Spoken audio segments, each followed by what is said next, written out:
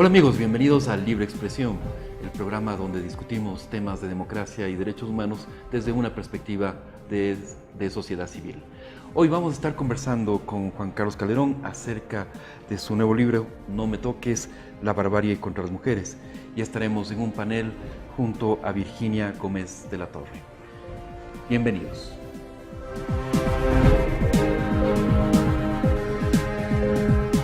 Estamos junto a Virginia Gómez de la Torre, presidenta de la Fundación Desafío, médica activista de los derechos de la mujer.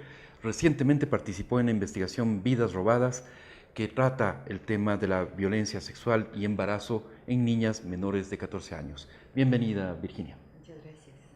Y estamos también con el periodista Juan Carlos Calderón, 30 años de experiencia, actualmente es director de la revista digital Plan B, profesor universitario, ha recibido, entre otros, los Premios Nacionales de Periodismo Símbolos de Libertad, Jorge Mantilla y Unión Nacional de Periodistas. Bienvenido, Juan Carlos. Gracias, César. Juan Carlos, ¿este es tu cuarto libro? Quinto, en realidad. Quinto. Sí. Cuarto en lo que tiene que ver con reportajes investigativos, ¿no? O de periodismo, y uno que es más bien un manual de periodismo de investigación que trabajé con CIESPAL. Este es, obviamente, antes estuvo El Gran Hermano, ¿no es cierto?, con Cristian Zurita. Hay otro que trabajé 2 años atrás, que es Naufragio, sobre la migración de los ecuatorianos por el Pacífico hacia Estados Unidos. Básicamente, y otro libro de autor que se llama 15 miradas, que saqué en el 2002 más o menos, que trata sobre temas de corrupción en la época después del feriado bancario. Entonces, en realidad tiene que ver con algunos casos que investigábamos en Diario Hoy, básicamente, ¿no? Correcto. Bien, justamente me preguntaba eso porque las temáticas que has abordado en los libros han sido muy variadas, pero este era un libro inesperado para quienes hemos seguido tu en la medida en que hemos conocido más hacia los temas de corrupción, política, etcétera, etcétera. ¿Cómo está abordando el enfoque o este tema que es la violencia contra las mujeres en el Ecuador? Bueno, también es sobre política, en realidad. En realidad, en último término. Sí, y tiene que ver sobre las políticas públicas, por ejemplo. Sobre todo analizo este periodo, más que analizo, hago una reportería sobre este periodo, sobre los debates que se dieron y la imposición de criterios desde el poder que se dieron en el tema del aborto, de la criminalización del aborto, en el plan familia y todas esas historias que se fueron dando. Y entonces este libro es un camino, primero que trabajamos en plan B sobre los temas, un par de cosas que se hizo en Vanguardia sobre femicidio, lo que yo llamo crímenes atroces, y luego obviamente tiene que ver sobre el tema del poder, ¿verdad? Del poder patriarcal, ¿no? Y el poder sexista y cómo se expresa este poder. O sea, los grados de violencias, siempre hablo en plural, es lo que ha sido también un proceso de aprendizaje desde mi perspectiva como periodista de lo que significa la teoría del género, el feminismo, ¿no es cierto? Y las claves que tienen que ver con eso. O sea, uno como hombre tiene que aprenderlo. O sea, eso tiene que irlo conociendo y tiene que interiorizarlo. Como periodista más aún. Y entonces, evidentemente, lo hago porque me parece que este es el tema más importante de la última década, ¿no es cierto? Que coincide con la década del gobierno de Rafael Correa. ¿Por qué consideras? Porque mucha gente dirá, no, el tema de las limitaciones de libertades, derechos, o el tema de la economía, no sé. Sí, porque ahí se cruzan los temas de libertades y derechos. Yo pienso que a partir de las políticas públicas que se han tomado de este gobierno y toda la reacción que ha habido sobre algunos casos e historias y de cómo se ha venido manifestando, me parece que ha habido un enorme retroceso, ¿no es cierto? Y es paradójico frente a lo que defiende el gobierno sobre tener 3 presidentas en la Asamblea, el tema de la igualdad política, la igualdad de derechos, etcétera, etcétera. El Ecuador pues retrocede en mucho por ese tipo de cosas, o de posturas incluso religiosas o afiliadas a una postura religiosa. y neoconservadora.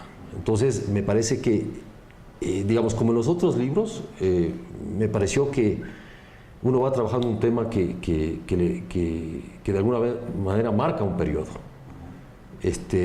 Si bien las luchas de mí mismo, le pongo el ojo a partir de trabajo, preguntas, voy haciendo varias historias que yo reconstruyo sobre el tema de las mujeres y que voy acumulando información. Ese es el método Naufragio, por ejemplo, genéticamente, Gran Hermano, que prácticamente es la solución, se demoró un par de años. Yo lo había trabajado el trama de Dormuquil.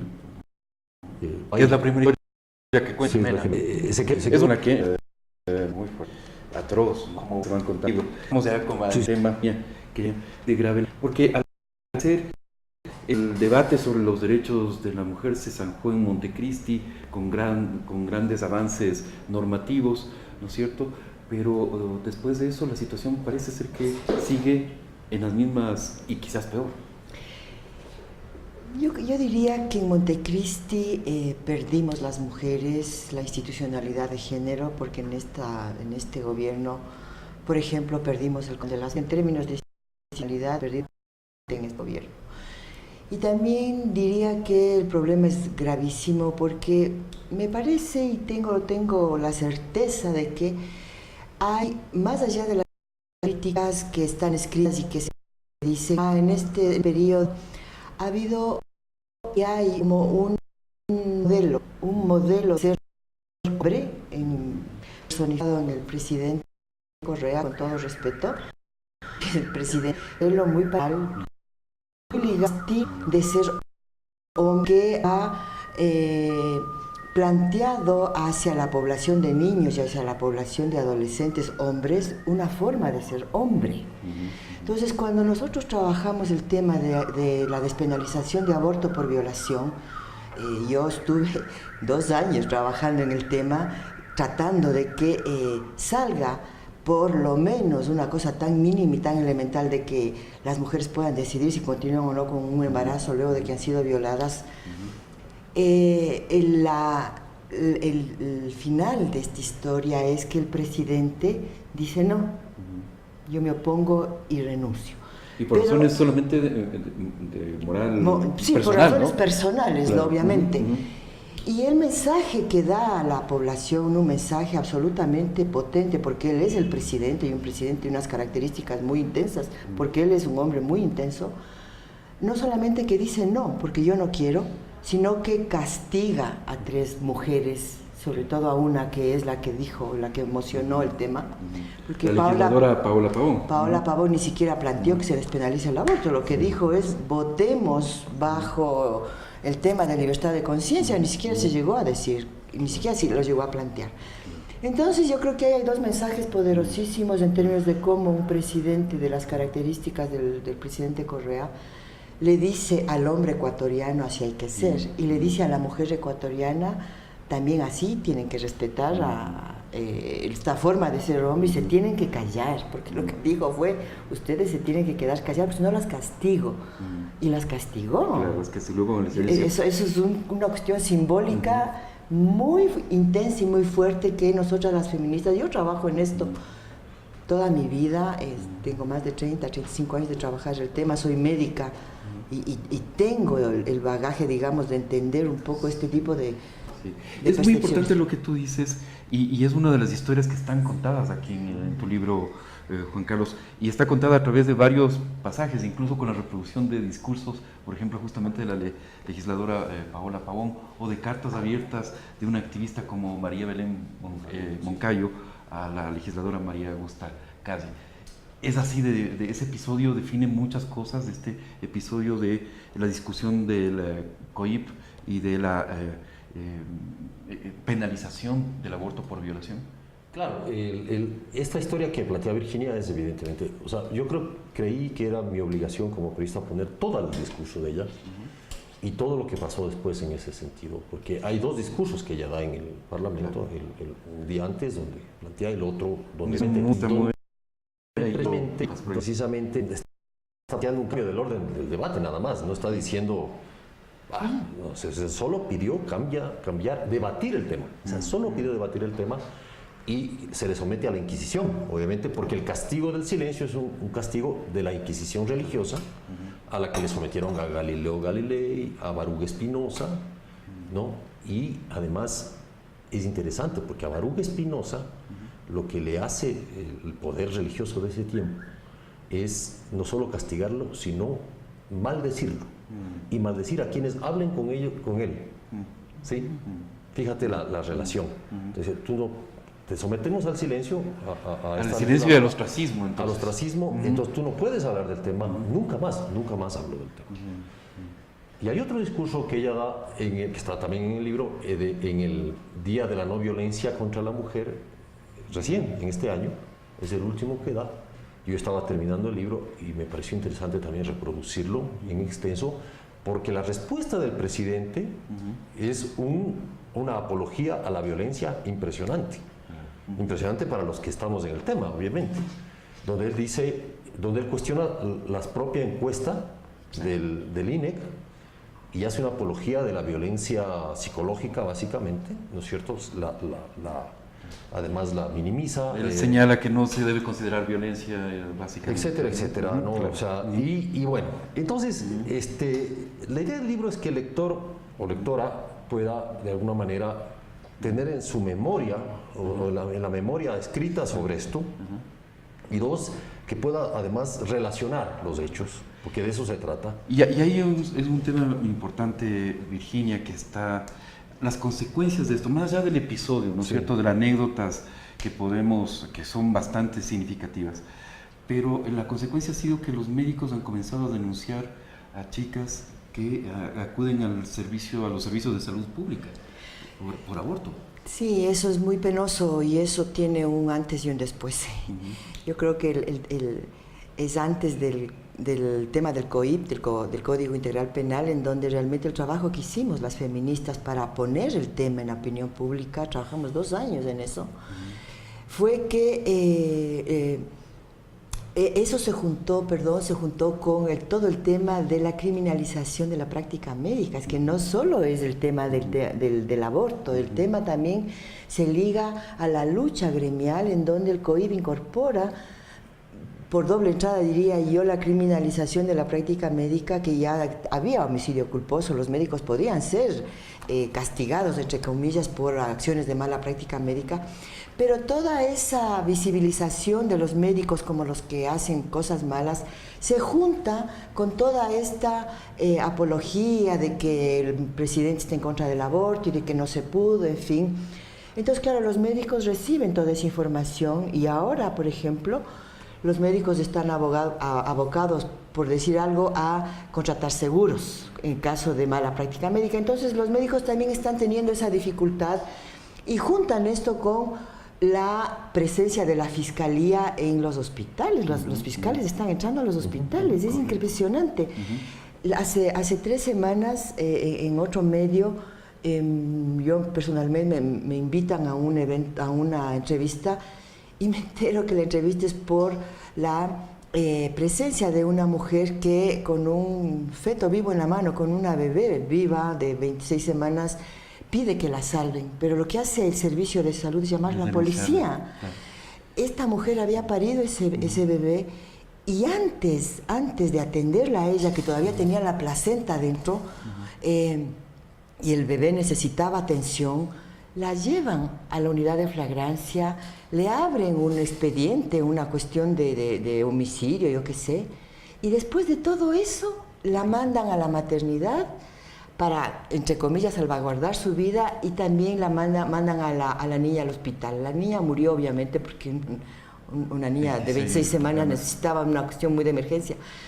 Entonces yo creo que el tema de que los médicos no están respetando su deber de observar el secreto profesional es absolutamente inconcebible, es impresentable frente a lo que otros países tienen, pero también hay que entender que están sometidos a una presión de la Administración de Justicia y de un nuevo imaginario que tienen, que es que por sobre el secreto profesional está el deber de denunciar, que legalmente ni siquiera es así. Es más importante el secreto profesional, porque es un secreto que está en la Constitución. Y es más, es un derecho. Está en el Código Penal, como bien lo señalas en tu libro, Juan Carlos, está salvaguardado ese derecho y está castigado cuando un profesional incumple con eso.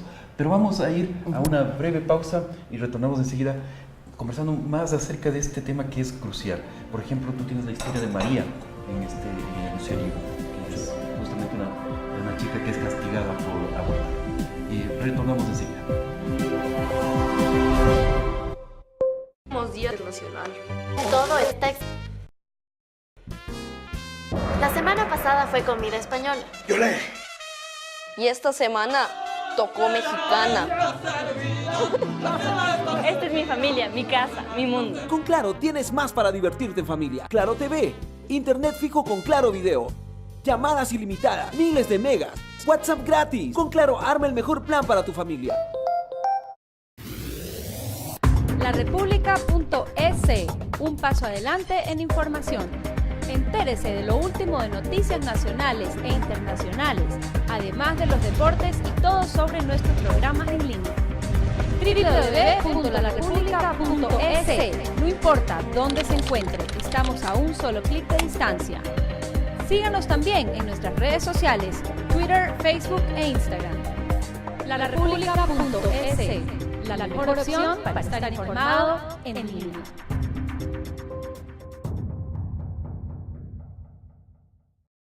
Que es hecha al apuro, es mal comunicada, es mal manejada.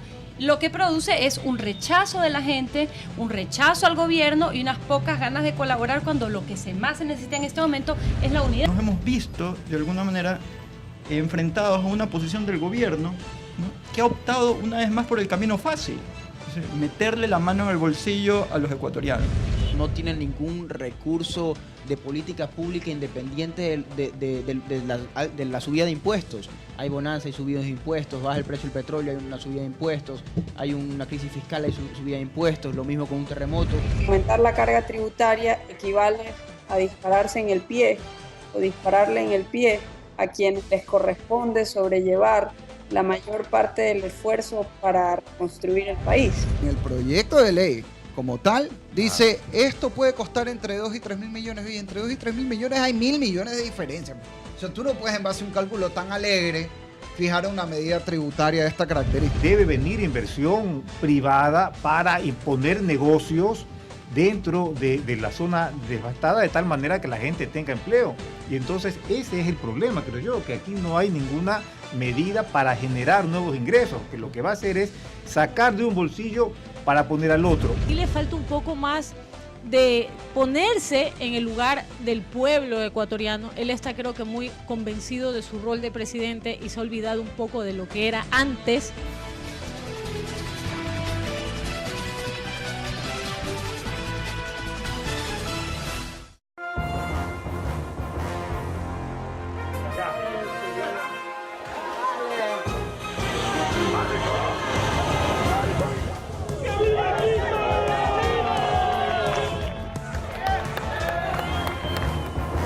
Establecer una contribución de 2 puntos adicionales sobre el IVA.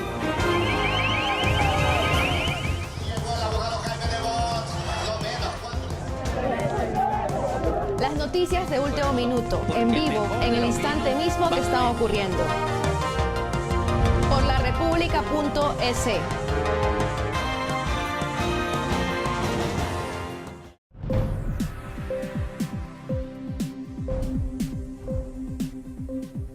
Retornamos con Libre Expresión. Estamos conversando con Virginia Gómez de la Torre y el periodista Juan Carlos Calderón acerca del nuevo libro de Juan Carlos llamado No me toques, barbarie contra las mujeres, que en realidad es un pretexto que nos sirve para hablar de la violencia contra la mujer que ha alcanzado niveles realmente graves en el Ecuador de estos años. Antes de irnos a la pausa, Virginia, Juan Carlos, estábamos hablando de la criminalización del aborto y de cómo las mujeres son denunciadas por los propios médicos en los servicios hospitalarios, especialmente públicos, ¿no es cierto? Y que evidentemente esto conlleva una severa violación de principios profesionales e incluso del mismo Código Penal. Pero hay algo que es incluso más grave, el impacto que tiene esto sobre la salud misma de muchísimas mujeres, ¿no es cierto? Que ya no acuden o ya no pueden tener una interrupción del embarazo segura, sino que están por fuera del servicio, de los servicios de salud. ¿Hay estadísticas, Virginia? ¿Has visto ya consecuencias de esta práctica de criminalizar el aborto?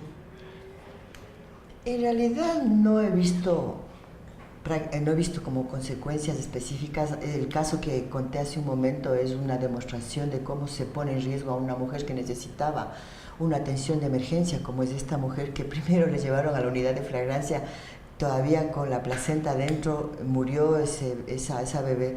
Esa es una consecuencia. Pero la consecuencia más terrible es que ya se va pasando la voz de que en los hospitales están denunciando a las mujeres. Entonces, una mujer que tiene esa información, probablemente con un aborto en curso, lo va a pensar 2 veces. Ahora, ahí hay una cuestión absolutamente terrible, que es que muchas mujeres van a los servicios por abortos naturales. Y las mujeres que se han provocado un aborto por haberse puesto o tomado la pastilla esta abortiva, que se vende con muchísima dificultad acá en el país, porque casi que ya no se vende, van a los hospitales a que les resuelvan este proceso de aborto, porque un aborto en curso es una emergencia médica que debe ser atendida sin ninguna posibilidad de hacerle un interrogatorio, de decirle por qué, qué se hizo. Eso es atentatorio contra los derechos, con derecho a la vida de las mujeres, además que ni siquiera pueden saber qué aborto es provocado y qué aborto es natural, no se puede saber. Entonces, es lo que está sucediendo. Y eso significa que muchas mujeres podrían incluso estar expuestas, como comentaba yo con esta mujer, a que su vida corra peligro. Y eso, en términos de políticas de Estado, es una vulneración a los derechos de las mujeres que están en la Constitución. Hay un artículo muy clarito en la Constitución por el cual las mujeres trabajamos, que es que el Estado garantiza la salud integral de la mujer embarazada. La mujer embarazada no pierde derechos. La mujer embarazada tiene más derechos incluso que una mujer que no esté embarazada. Entonces parecería que las mujeres somos madres a ultranza, y que como madres tenemos como que la obligación de brindar nuestra vida en favor de un feto que todavía no ha nacido. Entonces eso es injusto, porque las mujeres embarazadas tienen derechos, y su principal derecho es el derecho a la vida y a una vida digna. Entonces a mí sí me parece que es bueno estos espacios para denunciar que no es posible que ni la policía ni la fiscalía entren a los hospitales a interrogar a las mujeres y a ponerlas en riesgo, porque la vulnerabilidad en esos momentos de las mujeres es muy grande, es muy grande. Tú graficas eso, Juan Carlos, con la historia de María en este libro, ¿no? Que es justamente una chica, una mujer joven, me parece que de 26 años, si no estoy mal, y que llega a un hospital porque se ha caído en la calle y comienza un proceso de aborto, ¿no es cierto?, pues debido a este accidente. Esto es un caso que se va repitiendo. Las estadísticas que están en tu libro es de 54 casos, pero ya nos decía Virginia que eso se ha incrementado a 104 casos por lo menos, ¿sí? ¿Cómo ves este tipo de, que en realidad es violencia pura y dura, ¿no?, contra la mujer? Claro, fíjate que lo que hago en el libro es recoger la historia que trabajamos precisamente en Plan B sobre que es una denuncia que planteó el Frente Ecuatoriano de Defensa de los Derechos Sexuales y Reproductivos. Previamente a la presentación del informe Sombra, ¿no es cierto? Esto fue que se estaba en debate el informe Sombra de la CEDAW, y fuimos convocados como prensa a hacer esta historia. poco esta denuncia. María es un personaje que usa el Frente. ¿Fue uno de los primeros casos que se sí, dieron? Sí, es uno de los primeros casos y es la primera vez que el Frente y las organizaciones de mujeres denunciaban los hechos. Y fuimos el único medio que publicó esta historia. Digamos, ahí hay un papel de la prensa también lamentable, ¿no?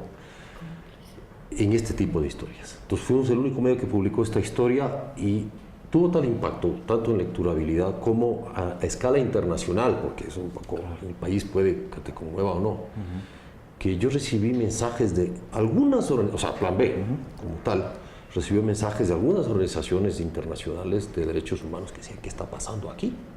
O sea, ¿qué es esto? Por Dios, o sea, no entendían. Claro. De hecho, Human Rights Watch después publicó un informe sobre esto, ¿no?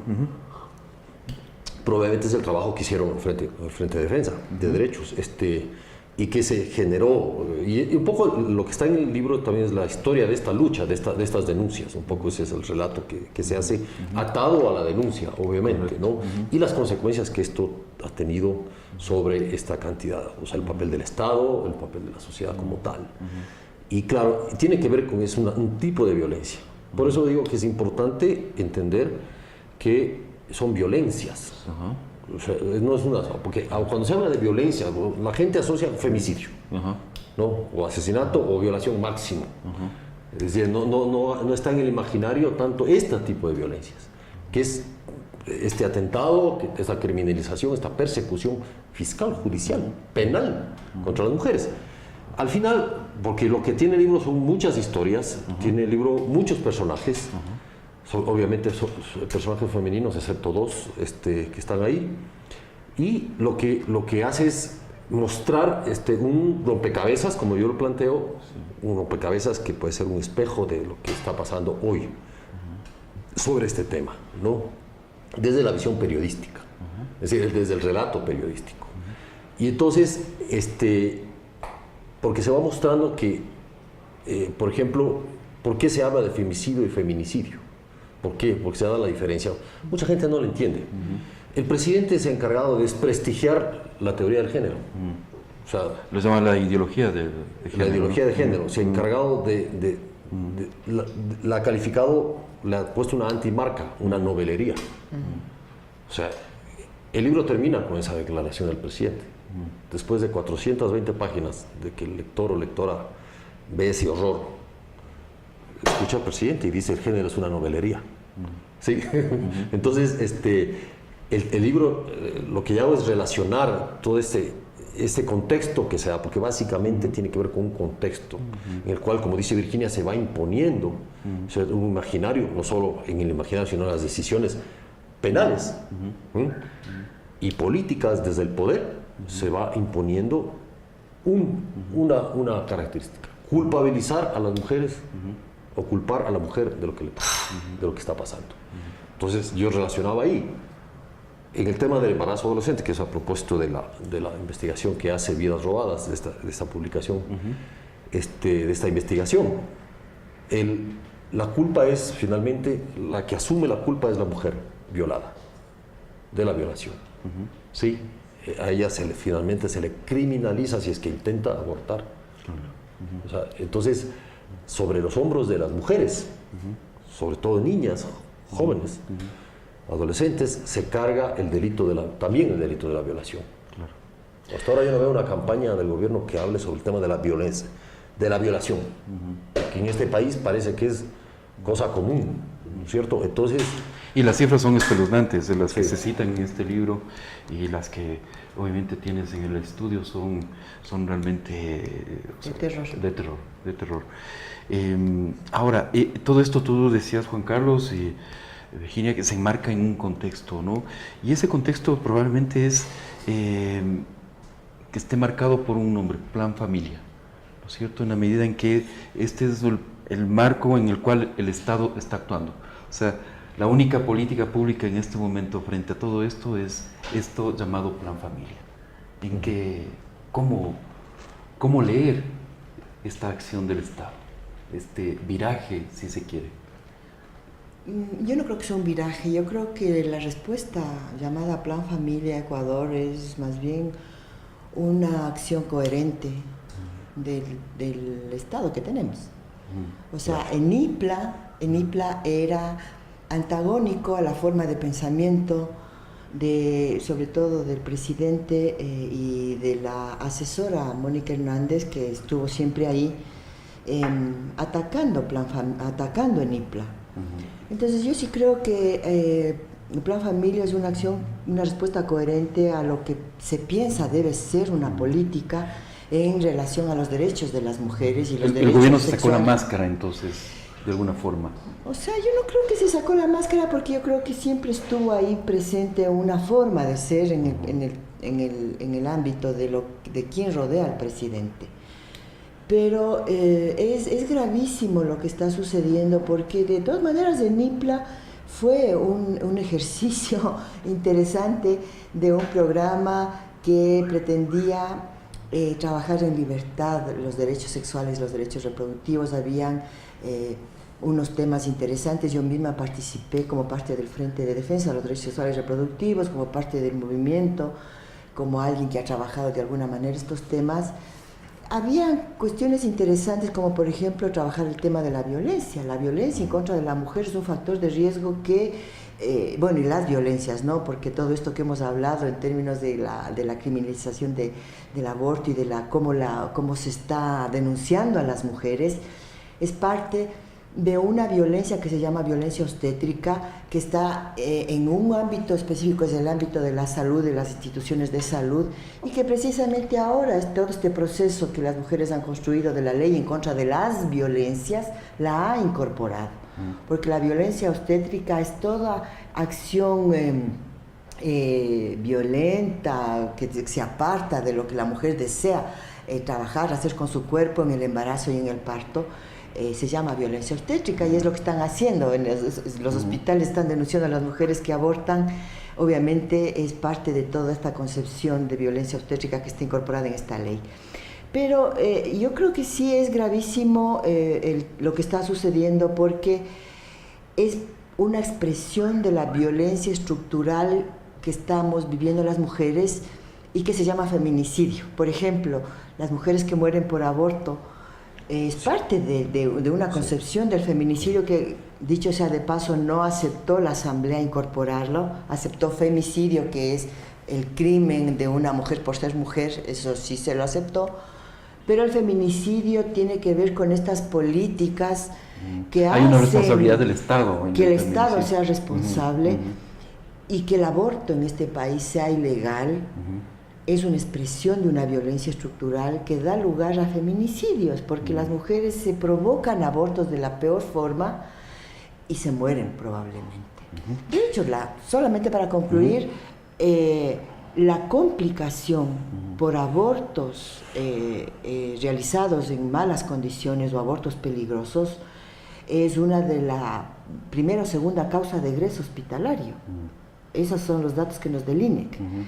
Cuando no debería ser así, al siglo XXI la tecnología reproductiva ha determinado que las mujeres podrían tomar un tratamiento para interrumpir un embarazo con un adecuado seguimiento, no tendrían por qué tener problemas ni sufrir tanto, que también hay que decirlo, ¿no? Las mujeres sufren demasiado cuando tienen que enfrentar a un aborto en condiciones peligrosas, cuando no podría y no debería ser así. Mónica Hernández no contestó jamás el cuestionario que le enviaste, Juan Carlos. Sí, así es. Para el libro yo quería entrevistarla, pero digamos medio largas. En realidad después me llamó por teléfono, hablamos por teléfono, y me pidió, ella dijo que había consultado con la más alta autoridad, como debe ser, supongo quién es, sobre la conveniencia de darme una entrevista. Evidentemente la respuesta fue que no, según me dijo ella, pero que sí podía enviarle las preguntas por escrito para que quede constancia de lo que está escrito. Evidentemente yo no intentaba sino poner estrictamente lo que ella quería decir, pero después me llamó ya cuando el libro estaba impreso. O sea, en realidad le dije, bueno, chance quizá en una segunda edición si es que hay, pero ya no. Entonces, claro, ese es un problema, o sea, la opacidad sobre este tema, el no querer entrar a debatir este tema, en realidad. porque lo que se ha hecho es deslegitimar, obviamente lo hace todo el tiempo, pero desde la presidencia o desde el poder, lo que se hace es deslegitimar, desprestigiar, poner antimarcas, estigmas, pero no se entra a debatir el tema. No se lo entra a debatir. Y uno de esos es el silencio de la principal directora, silencio que ya lleva mucho tiempo. Yo no sé cuánto lleva el Plan Familia, creo que 2 años. 2 años. Y no sé si la doctora Lanz ha dado 1 o 2 entrevistas sobre el tema. Hay una opacidad enorme ahí para entrar a debatir el público y poner de nuevo el tema sobre el tapete como tiene que ser.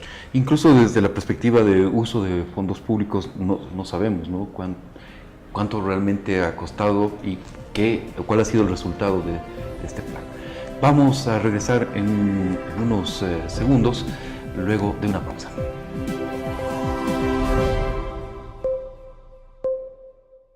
Nuevos planes Claro sin límite. Desde $25 más impuestos mensuales. Habla ilimitadamente y navega con miles de megas. Además, WhatsApp gratis, más Claro Video y Campeonato Nacional de Fútbol. LaRepública.es, un paso adelante en información. Entérese de lo último de noticias nacionales e internacionales sobre República. No importa se encuentre, estamos a un solo clic de distancia. Síganos también en nuestras redes sociales, Twitter, Facebook e Instagram. LaRepública.es, la mejor opción para estar informado en línea.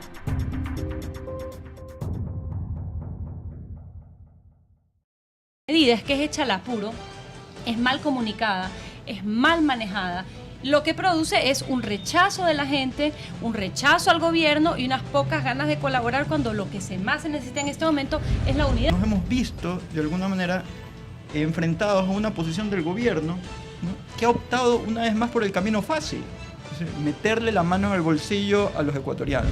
No tienen ningún recurso de política pública independiente de la subida de impuestos. Hay bonanza, hay subidas de impuestos, baja el precio del petróleo, hay una subida de impuestos, hay una crisis fiscal, hay subida de impuestos, lo mismo con un terremoto. Aumentar la carga tributaria equivale a dispararse en el pie o dispararle en el pie a quienes les corresponde sobrellevar la mayor parte del esfuerzo para reconstruir el país.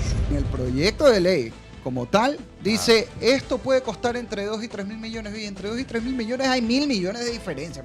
O sea, tú no puedes en base a un cálculo tan alegre fijar una medida tributaria de esta característica. Debe venir inversión privada para imponer negocios dentro de la zona devastada de tal manera que la gente tenga empleo.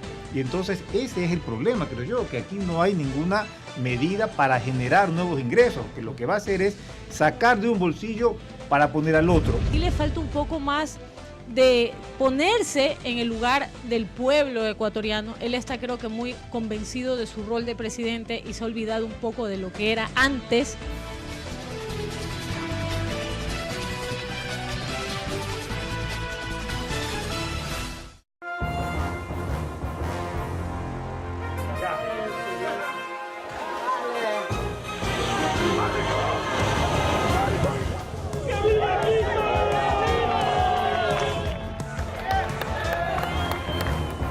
Establecerá una contribución de 2 puntos adicionales sobre el IVA.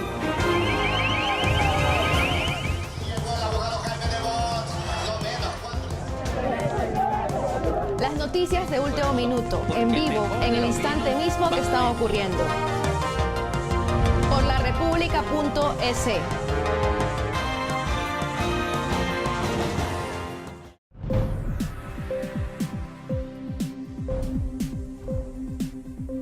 Retornamos con Libre Expresión, estamos conversando acerca de No me toques, el nuevo libro de Juan Carlos Calderón, y estamos en este panel con Virginia Gómez de la Torre y con el autor del libro, el periodista Juan Carlos Calderón. En esta última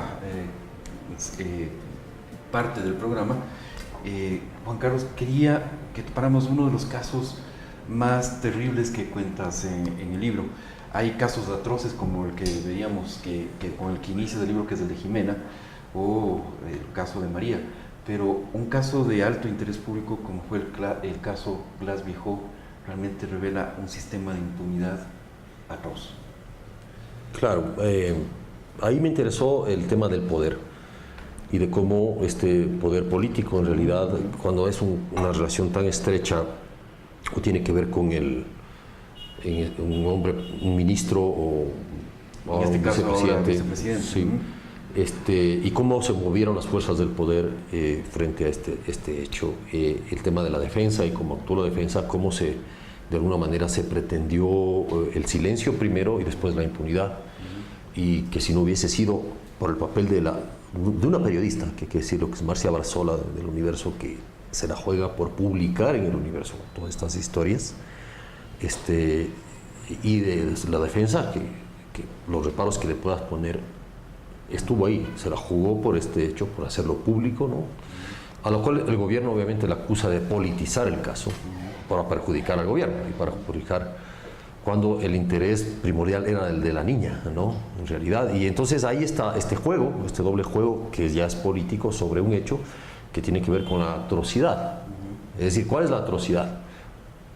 Más allá de la violación está la complicidad de profesores, de una profesora que sabiendo a dónde iba a ser llevada la niña, la dejaba salir. La dejaba salir. Y es la misma profesora. Claro. Y es la misma profesora que después va a dejar $100 sí, claro. a la madre, ¿no? Y les daba la cédula para que pueda entrar al motel. O sea, una profesora. Y entonces esa es la historia que se relata ahí, de cómo yo entrevisto largamente a la defensa. Y obviamente reproduzco también toda una rueda de prensa que es, a mi criterio, histórica en este caso, donde los ministros, 8 ministros, o sea, no me acuerdo bien el número, con una cadena de 17 radios o medios de comunicación, en la supuesta defensa del ministro en ese entonces, Jorge Glass, lo que hacen es devastar, ¿no es cierto?, la postura de la defensa de la niña. En un caso que se supone era particular, no era... Sí, exactamente. Entonces el Estado actúa en protección a uno de sus miembros, ¿no?, bajo el supuesto caso de que se le quiere desprestigiar. Y la defensa lo que estaba denunciando era la impunidad, evidentemente, la impunidad judicial de lo que estaba pasando.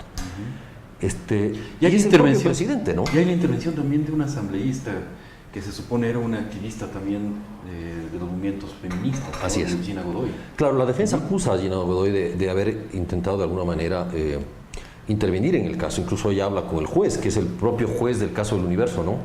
De Juan Paredes. Juan Paredes, que en su momento coge el caso, y entonces la defensa la acusa de haber querido influenciar. Ella lo niega, dice no, yo iba a hablar otras cosas, pero bueno, eso se quedó ahí. Pero claro, hay ese tipo de intervenciones en esta historia, ¿no? Y son exactamente 7 ministros, ¿no? 7 ministros, y bueno, Patricio o 6 Barriga, ministros y un subsecretario. Y el subsecretario, entonces, Patricio Barriga, hoy el secretario de la Supercom. Lo que me llamó mucho la atención frente al caso es precisamente esta enorme dimensión que le da el gobierno a este tema. Mueve todo el aparato para proteger a una persona. Y lo que la rueda de prensa, que yo la reproduzco íntegra, se constituye en un acto de desprestigio de la defensa de la madre y de la niña, ¿no? Increíble. O sea, eso es lo que me pareció increíble. Y luego, ahí sale lo de las relaciones impropias. Exactamente, de acusaciones, descalificaciones. Y el propio presidente, en una sabatina donde también acusa de todo a la defensa, lo tratan de sátrapa al abogado defensor. Sí. Y de cloaca al colegio de abogados. Y de colegio al colegio de abogados. Incluso ahí incluso se resuelve la intervención sobre, no en esa rueda de prensa, sino políticamente después hay una intervención del gobierno sobre el colegio de abogados del Guayas. Los abogados prácticamente son castigados, sí, en su profesión sobre esto. Empiezan a perder sus casos, etcétera. O sea, hay una serie el abogado defensor que hay una serie de consecuencias sobre la defensa de la niña. Pedro Granja pierde su trabajo en una universidad. Él lo cuenta, claro. Después no puede encontrar. Él es 2 veces golpeado en la calle. Sí, golpeado en la calle. Su padre es amenazado. En concurso de la defensa del caso. Él es amenazado, sus hijos.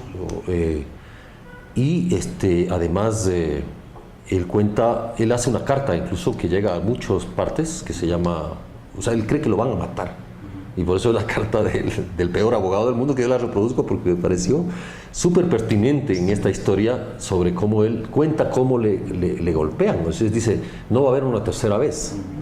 Yo creo que esto... es una amenaza. O sea, son dos, no son amenazas, son dos golpizas que le meten a él. Y él dice, ya no va a haber una tercera golpiza, o sea, la próxima me mata. Por eso. Entonces, él por eso lanza esa carta de desesperación. Entonces le pongo yo la carta de un suicida. Y esa me llegó a mí, y como le llegó a mucha gente, ¿no? Y mucha gente no le paró zona. Me pareció súper pertinente porque reflejaba la forma en cómo estaba siendo atacada la defensa del caso. Y luego yo resuelvo hablar con ellos, están ahí sobre todo los dos abogados y Silvio Enríquez, que es un abogado. Pedro Granja es explosivo, o sea, un tipo polémico además, ¿no es cierto? Que vos puedes cuestionarle de algunas maneras. Pero Silvio Enríquez no, me pareció uno de los tipos, sin decir que Pedro no lo sea, pero Silvio es un tipo súper calmado, se le nota su enorme deseo de que sea justicia en este caso desde el debido proceso. Él me alimenta de un montón de documentación sobre el tema, ¿no es cierto? Yo tengo como 250 documentos sobre esta historia que están ahí, ¿no? Digamos, expresadas en el reportaje, en una de las historias, y claro, y tiene que ver con eso. A estos abogados, a Silvio también le quieren secuestrar en la calle, ¿sí? 2 policías se lo quieren llevar. Policías. Él lo cuenta, ¿no? Ahí, en su testimonio, y le dice, sí, usted muéstreme la orden de... Entonces dice, no, abogado, es que tengo orden superior. No, muéstreme la orden. Dice, acompáñenos. Dice, no, muéstrame la orden, yo tengo mis derechos. Y no se deja, ¿no? Y dice, aquí me plantan y me van cargando. Y entonces, y él no se deja. Entonces, fíjate, ¿por qué se hace esto contra la defensa de la niña? ¿Quién ordena esto? Es la gran pregunta. Es impresionante. Virginia, este caso, el caso Glass Viejo, es quizás un caso paradigmático de algo que está en el estudio Vidas Robadas, que es justamente el embarazo de niñas de menos de 14 años, ¿no? Sí, yo creo que el caso que acaban de describir ejemplifica de una manera muy gráfica algo que tiene que ver con el embarazo infantil, que es la invisibilidad. La niña, en el caso Glass Viejo, no aparece, o sea, el caso se convierte en el caso legal y la niña desaparece. O sea, ahí hay otros protagonistas. De alguna manera, las niñas embarazadas menores de 14 años, que son niñas embarazadas, la mayoría producto de violación, son niñas que no existen para las políticas del Estado. El embarazo adolescente, el concepto de embarazo adolescente es un concepto que parecería que se refiere a jovencitas que se embarazan de entre los 15 y para arriba. O sea, esas son las adolescentes. Porque estas son niñas que son violadas. Entonces aquí hay una causal directa que es la violencia sexual. Y claro, la realidad ahí supera la ficción, porque los casos que nosotros vimos y que analizamos eran casos absolutamente de terror y tan dramáticos que incluso la compañera Paula Castelo, que fue parte del equipo de investigación, un momento incluso se afectó, porque todas nos afectamos, porque oír cada caso, oírle a una niña de 11, 12 años decir, dicen que fui violada, pero yo creo que no fui violada, porque yo di mi consentimiento, aunque él tenía 58 años, no me hizo a la fuerza, igual no me gustó. Entonces, en ese testimonio uno puede darse cuenta cómo la cabecita de una guagua de 11, 12 años tiene tanta confusión de lo que le está pasando, viven en una situación tan precaria y tan pobre, porque estas niñas son niñas pobres. Esto no le pasa a una niña de clase media o clase alta que resuelve el caso de cualquier forma, lo resuelve. Entonces, estas son niñas que son omitidas por el Estado. Por eso la investigación se llama entre la omisión y la premeditación. La omisión es que no existen. No hay una política de protección integral para estas niñas, no hay oportunidades. Y la premeditación tiene que ver con que la sociedad premeditadamente materniza a estas niñas. O sea, les da un curso express de ser mamás, y buenas mamás. Porque si no son buenas mamás, son negligentes, cuando ellas han sido producto toda su vida de una negligencia brutal. Entonces, claro, al Estado ecuatoriano en general, no solo a este, porque esto ha pasado durante los últimos 100 años o más, pero en estos últimos 10 años estas niñas no son visibilizadas, a pesar de que había posibilidad de hacer una estrategia, ¿no?, de respuesta. Estas niñas se convierten en mamás de un plumazo y pierden la posibilidad de ser adolescentes, por ejemplo. Por eso se llama la investigación Vidas Robadas, porque lo peor que le puede pasar a un ser humano es que le roben el tiempo. Que le roben el tiempo para vivir, para soñar, para equivocarse, para rectificar, para decir quiero hacer esto y lo quiero hacer de esta manera. Estas niñas no. Estas niñas son mamás de un día para el otro. De hecho, en el hospital donde yo hice una entrevista, le decía a la enfermera, le preguntaba por qué les trata de señoras. Porque estas son guaguas, son niñas. Porque cuando ya van al centro, al servicio de salud que las atienden, ya les tratan señoras. Diría, pues son guaguas de 11, 12 años. Sí están pariendo, pero son niñas. Decía, no, es que ya son mamitas, eso es por respeto. Entonces, en ese testimonio, fíjense en cómo la identidad adolescente, que puede ser una identidad chiquita, pasajera, porque no dura mucho, pero a uno le gusta ser adolescente, le gusta todo lo que le pasa en adolescencia. Estas niñas no, de un día para el otro son mamás y toda su energía vital, todo su tiempo, todos sus sueños tienen un nombre que es el bebé que están teniendo en sus brazos. Nadie les dijo que podían haber tomado anticoncepción de emergencia, nadie les dijo que estaban siendo violadas. Nadie hace una interpretación del derecho a la salud integral y todas son, paren por cesárea, todas tienen infección de vías urinarias, todas tienen secreciones vaginales, todas tienen anemia. Nadie dice a lo mejor a esta niña le corresponde una interrupción terapéutica porque se va a molestar mucho su salud. No, nadie. Cuando nacen, cuando paren, nadie les dice que pueden dar el niño en adopción, porque es una estrategia legal, nadie les dice eso. Entonces la estrategia es maternizarlas a la fuerza, a costillas de su vida. Les roban la vida. Por eso se llama así la investigación. Claro. Juan Carlos, con lo paradigmático que es este caso, ¿no es cierto? Lo que dice Virginia es cierto, hay cientos, si no miles de casos de este tipo.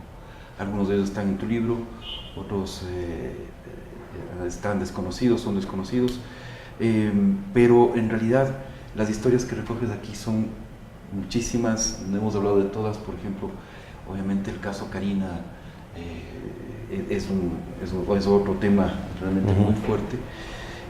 ¿Qué tú sacarías de conclusión de todo esto, de este periodo? Tú decías, esto es quizás el más grave problema de este periodo de gobierno, de estos 9 años que hemos vivido. Sí, lo califico así porque yo creo que es un tema que afecta a la seguridad y la vida de miles, de cientos de mujeres. Y eso es en la coyuntura, también se expresa, como yo lo pongo ahí, también lucha de las mujeres, lucha por los derechos. Mágico, sí, en los casos atroces, tienes también que hay cultura, las en esos derechos. Y hay un momento también a bordo que es la violencia simbólica y política. Mujeres atacadas, de mujeres, que ha pasado estos últimos. Cuento todo, ¿qué pasa con ella? Finalmente relacionada del país, de castigarle en realidad a Carlos Pérez Guartambel. O sea, y luego de denigrarla. Y luego el propio presidente se encarga de denigrarla, con una postura tan sexista como decir, misógina, de decir, si la señora no es indigenista, sino porque ha estado novia de un gringo. O sea, es decir, que la mujer piensa según lo que el compañero que tiene. Esa es la conclusión, ¿no es cierto? ¿Entiendes? O sea, ella no piensa por sí misma, no, sino piensa como ha estado con Carlos Pérez, entonces es indigenista. Como ha estado con el gringo, y entonces ya no es indigenista. La mujer como objeto, ¿no? Que no tiene autonomía de pensar, no tiene que pensar. Ese es el tipo de denigración que hace la primera autoridad del Estado, ¿cierto? Ese es el mensaje, como dice Virginia, a los otros chicos, a los jóvenes. Esa es la historia de Manuela, o la historia de Lourdes Tibán, un testimonio dramático que yo consigo con ella, cuando no solo, ella cuenta no solo el tema de la golpiza que le dan y cómo prepararon su denigración como persona, como mujeres sociales, incluso ya Twitter ya lista, que es tendenciosa en su... de Mary Zamora. Por ser estas luchadoras, que es político, con todo su derecho, son devastadas en su sometcarnio de mujer. Última parte del eso, es decir, los hechos que, o sea, a la conclusión, yo como lectora, porque lo que yo pongo son hechos. Obviamente hay opiniones, Cristina Burneo, por ejemplo, Salazar, que escribe con nosotros en Plan B, hace algunas reacciones sobre la entrevista a Alexis Mera, por ejemplo, que causó mucha polémica, ¿no es cierto? O otro tipo de expresiones de opinión que tiene que ver con el activismo feminista.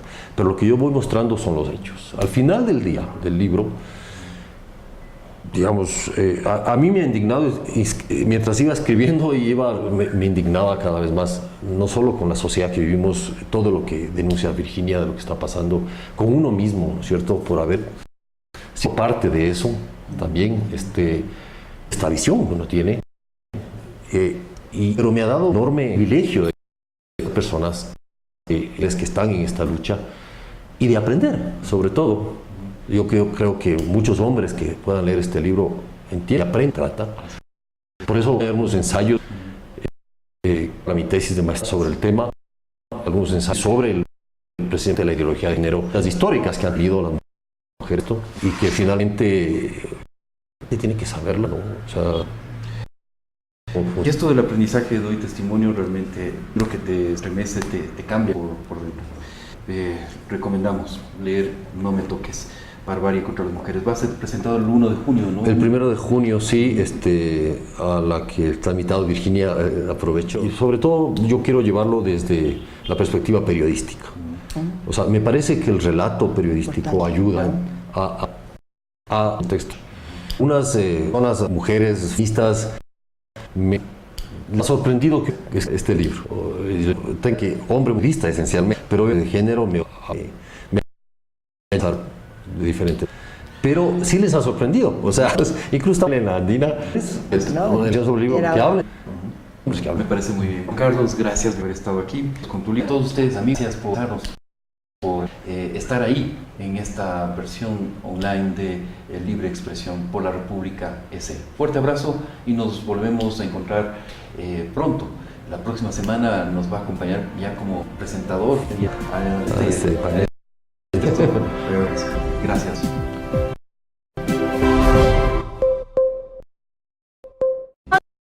Le ha dado poco sin intencionar. Todo está bien, pero creemos que está exagerando un poco. La semana pasada, comida española. Esta semana tocó mexicana. Familia, mi casa. Con más para divertirte en familia. Claro TV, Internet fijo con Claro Video limitada, miles, WhatsApp gratis con Claro, por plan para tu familia. LaRepública.es, un paso adelante en información. Entérese de lo último de noticias nacionales e internacionales, además de los deportes y todo sobre nuestros programas en línea. www.larepublica.es. No importa dónde se encuentre, estamos a un solo clic de distancia. Síganos también en nuestras redes sociales, Twitter, Facebook e Instagram. LaRepública.es, la mejor opción para estar informado en línea.